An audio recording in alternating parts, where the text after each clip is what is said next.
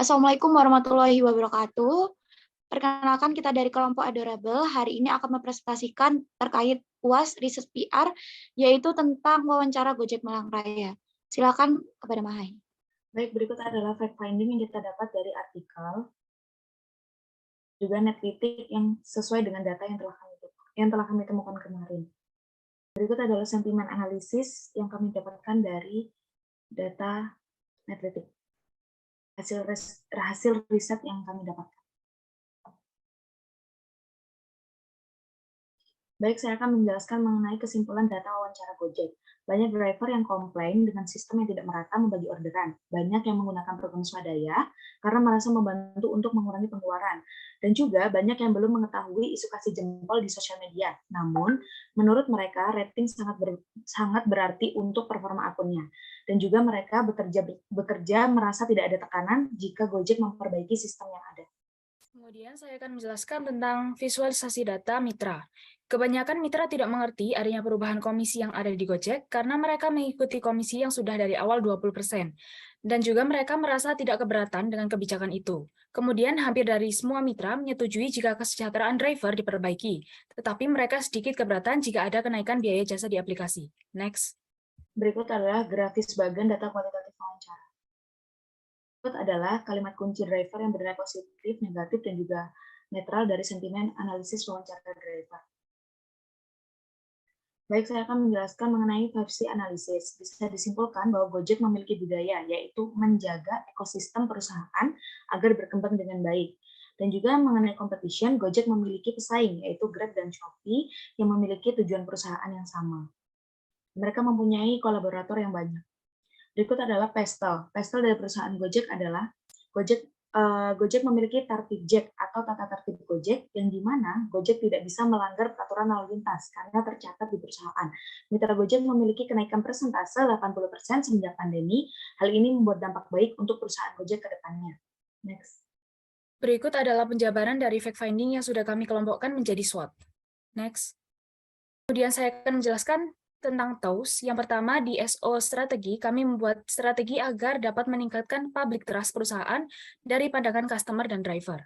Yang kedua, di WO strategi, ada mengkomunikasikan dan mengkategorikan gig workers sebagai karyawan agar sesuai dengan hukum di Indonesia. Yang ketiga, ada ST strategi, yaitu memperbaiki relasi perusahaan dengan mitra Gojek agar peraturan asosiasi kerja Gojek lebih berjalan dengan baik. Yang terakhir ada WT strategi, yaitu mewujudkan prinsip mitra agar meminimalisir terjadinya diskriminasi customer terhadap driver. Next. Oke, selanjutnya saya akan menjelaskan tentang persona primer dan sekunder. Yang pertama yaitu persona primer dari driver. Di sini adalah seseorang yang berprofesi tetap menjadi driver Gojek. Untuk yang sekunder, seseorang yang menjadikan pekerjaan driver Gojek ini adalah sebagai pekerjaan sampingannya. Ada problem statement. Problem statement-nya yaitu kurangnya public knowledge terhadap program perusahaan Gojek dan kurangnya komunikasi internal perusahaan dengan mitra Gojek. Next. Oke, yang selanjutnya saya akan membacakan Smart Goals dari kelompok kami. Smart Goals-nya adalah meningkatkan kesejahteraan driver Gojek, terutama daerah Malang Raya dalam kurun waktu 1 tahun dengan program-program yang kami adakan. Yang selanjutnya adalah objektif. Objektif ini adalah langkah-langkah kami untuk mencapai program yang sudah kami buat. Baik, untuk selanjutnya merupakan pihak-pihak yang bekerja sama dengan Gojek dan telah dibedakan menurut bidangnya masing-masing. Next, lalu ada positioning Gojek yang merupakan brand positioning yang berisi bahwa Gojek ingin memberikan citra sesuai dengan slogan mereka, yaitu pasti ada jalan.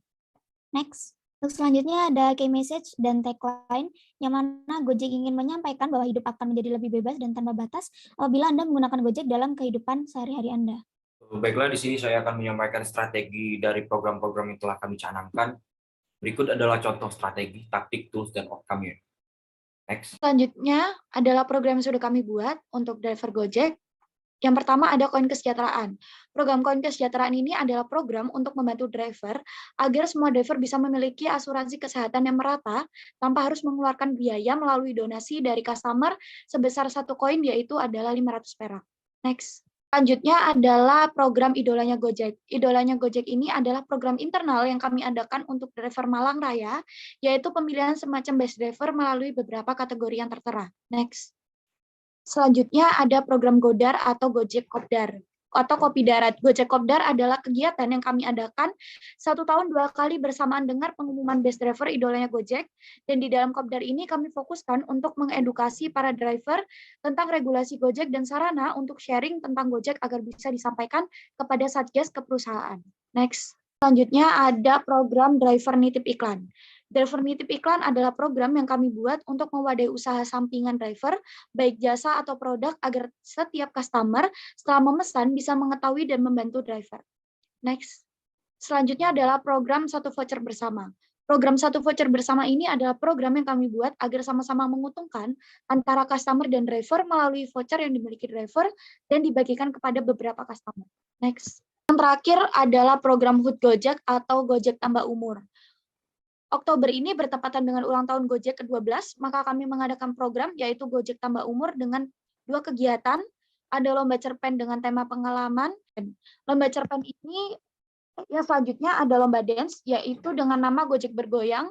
Nah, Gojek Bergoyang ini diadakan di platform TikTok dengan hadiah sebesar Rp500.000. Next. Kemudian ini adalah hashtag yang kami buat untuk program kami. Kebanyakan dari media yang kami gunakan adalah Instagram, Twitter, dan YouTube. Kemudian untuk media planning, di Instagram dan Twitter, kami akan memasukkan program campaign koin kesejahteraan, driver nitip iklan, dan 1 voucher untuk bersama. Kemudian di YouTube, kita akan menayangkan pemenang dari lomba cerpen. Kemudian untuk Instagram, Twitter, TikTok, dan YouTube, kita akan menampilkan lomba dance. Pemenang dari lomba dance.